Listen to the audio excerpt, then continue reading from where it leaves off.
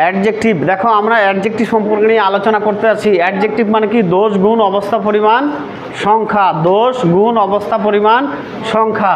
তাহলে আমরা সংজ্ঞায় চলে আসি যে ওয়ার্ড দ্বারা কোনো নাউন বা প্রোনাউনের, যে ওয়ার্ড দ্বারা কোনো নাউন বা প্রোনাউনের দোষ অথবা গুণ অথবা অবস্থা অথবা পরিমাণ অথবা সংখ্যা এই পাঁচটাকে নির্দেশ করবে তাকে হচ্ছে অ্যাডজেক্টিভ বলে।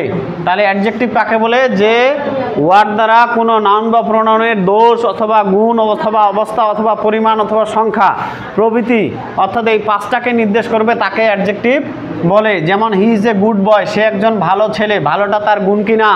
এবার নেক্সটে দেখো দ্য ফ্লাওয়ার ইজ বিউটিফুল, ফুলটি সুন্দর।